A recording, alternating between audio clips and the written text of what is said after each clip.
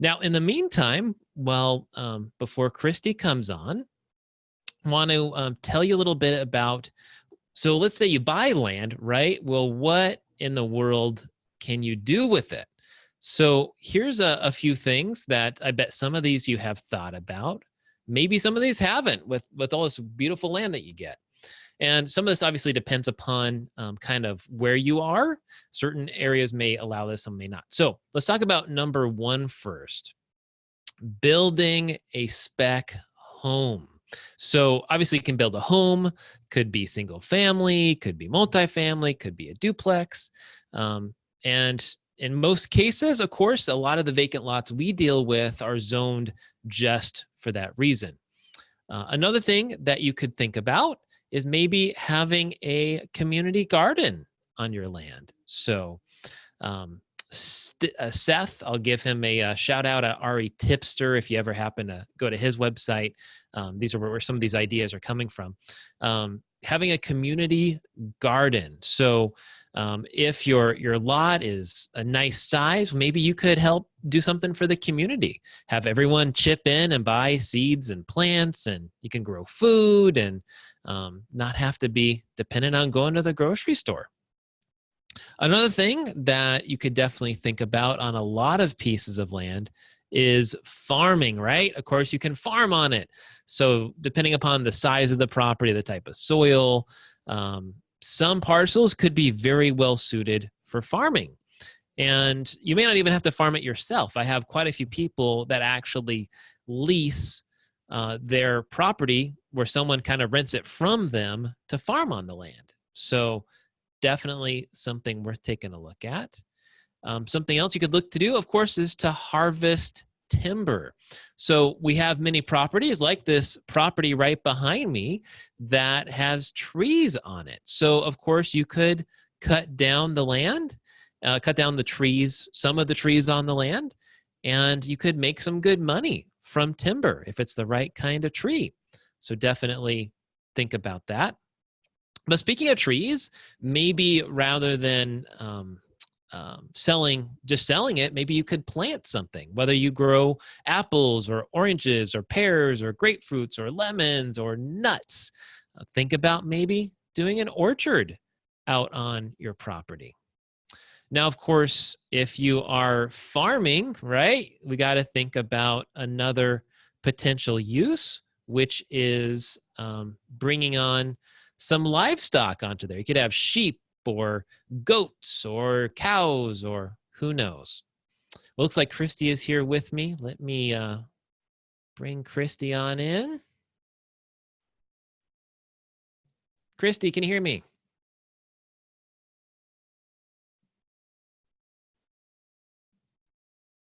Christy? Yep. Can you hear me? I can hear you. All right. Good. Christy's here with us. Awesome. Hello. All right, Christy. So I'm just going through some, you want to turn on your camera there. Going through some different ways people use land. One of the ways that I think people don't think enough about, Christy, is using their land as easement access. Most of the properties we buy tend to have road access, but maybe there is a property around someone close by where they don't, right? They are like landlocked. There's no road going to their property. And so maybe you could sell part of your land as a road, as an easement to a neighbor. What do you think about that idea? Yep, I've actually seen that happen before. I know we've talked about my parents' property before. They had to do that exact thing. They didn't actually sell it. They bought it from a neighbor before they realized there was going to be a big access into the whole property. So it ends up not being used. But yeah, I would imagine it's quite common if you get a big parcel of land and somebody splits it into lots of little ones, that the people in the middle might sometimes have some access problems. Right? Totally. Yeah. What's your experience with most of the properties we buy? You know, what's your opinion? Do you think in general is access an issue? You know, what's kind of some of your experience with that? I've not seen any with access issue. They all have access. There's very few that would maybe even require a 4x4. That's a question that people will ask a lot. Oh, am I going to need a big truck to get in? Yeah. I would say the majority of our properties, no. A majority have gravel road for sure, gravel or dirt, but they all are pretty well maintained. Well, I think it is interesting that sometimes people get enamored with like having a 20 or a 40 acre property, but it doesn't have any access, right? Yeah. And so people might wonder, why is this property priced so cheaply? And those kind of things can come up. Any other thoughts you have kind of about access and Well, that using? actually leads me to just a question in general that I don't know the answer to, which is what do you do if you have a 20-acre property with no access? How do you access Right? Yeah. Well, you can do it illegally. Use it? Go through someone else's land to go through it.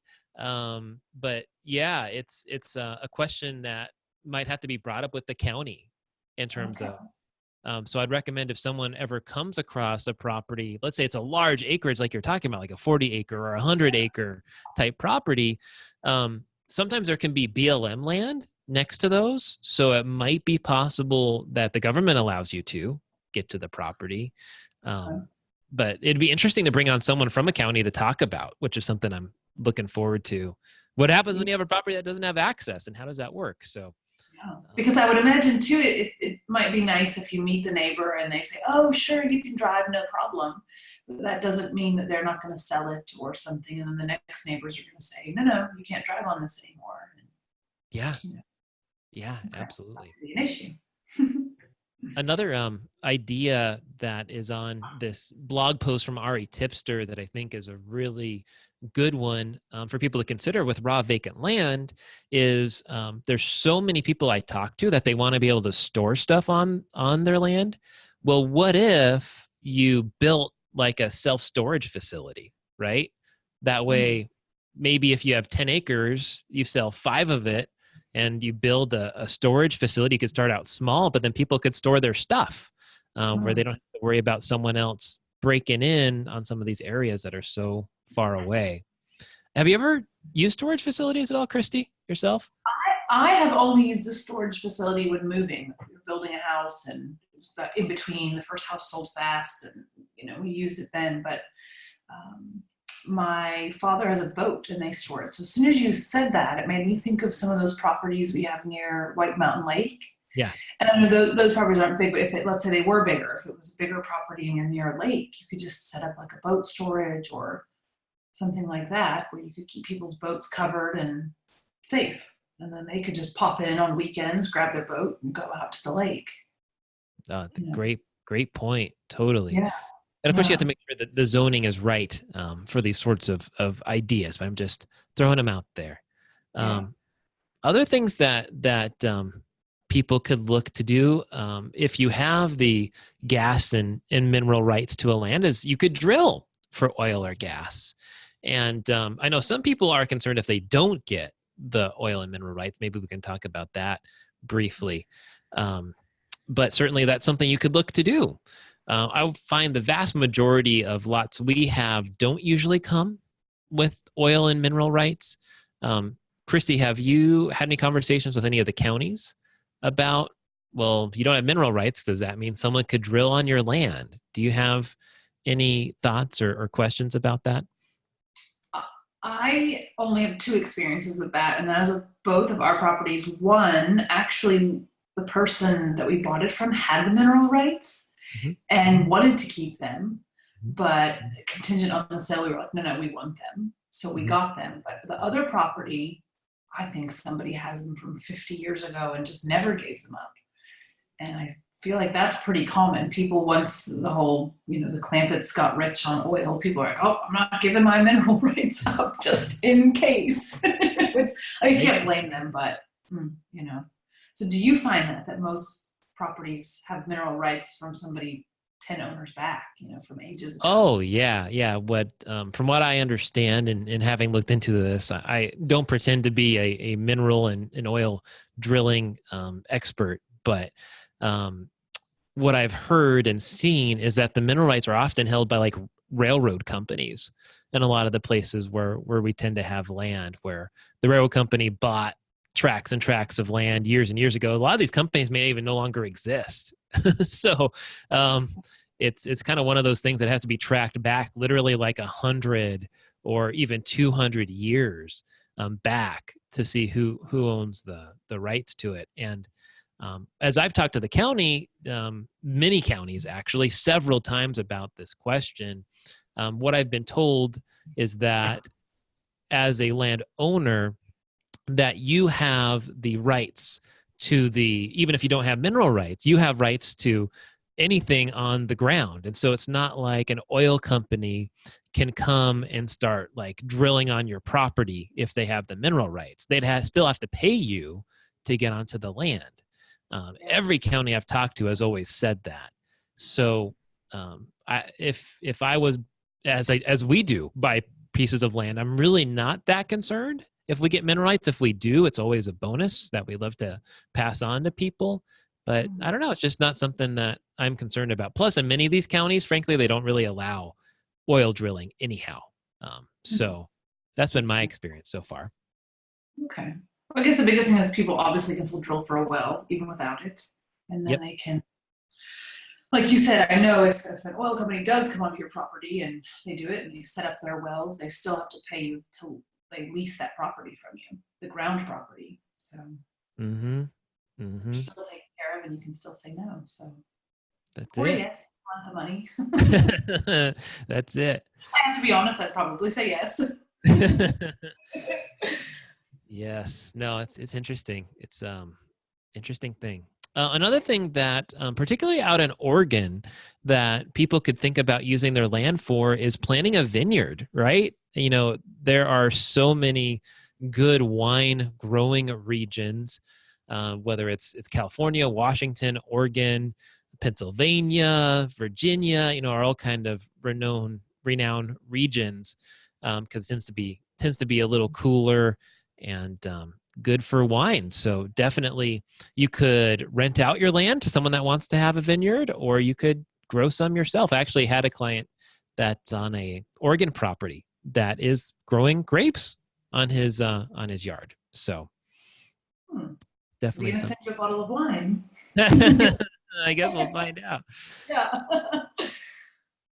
Another use that I do see some people do, part of the reason I find people want to buy land, Christy, which is kind of interesting, is like they are concerned about getting nuked or like the world falling apart, you know, and they want a place to run to. So definitely they're kind of called preppers, you know, that if they want to have like a underground shelter, someplace that they can go run to in the event of disaster, you definitely could do that kind of thing on raw land. Have you ever seen any of those before?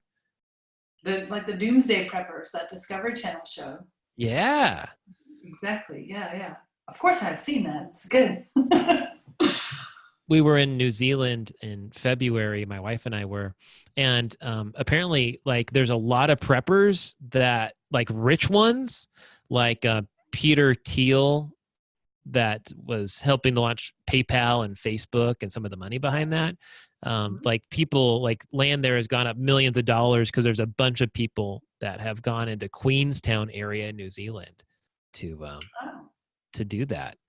Yeah, I guess you'd want to find land that you could then live off for a while. So it would make sense to go to like fertile. I could see that being popular in Colorado or Oregon, where you just start cultivating your own food and doing your own thing. Right. Something else, and this is actually something that a client did.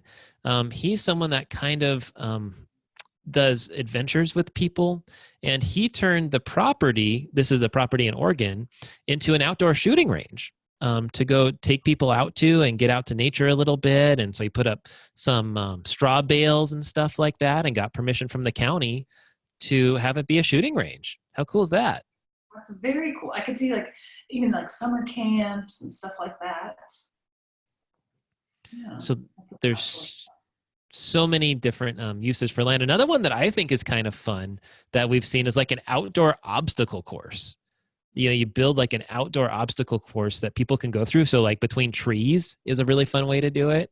So that would be a real cool, like adult playground for people to go to. A lot of companies will use that as like a team building exercises. Yeah. Yeah. I've seen a lot of those places. Our last use in the name of New Zealand is you could build your own hobbit hole, an earth bermed house. So those are kind of fun. What's cool about those is that you don't get nearly as hot in the summer when you build an earth berm house like this, because you keep the cooling, and it doesn't take as much fuel for heating in the winter. So I think it's another great use if you have some hills on your property. Anything else that you can think of, Christy? And other uses of land I haven't covered? You did pretty good. All right. When I first came on, I heard you talk about like the gardening and the hobby farms. I feel like that would be very popular.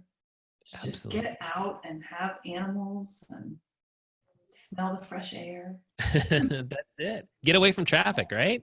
Exactly. Ugh.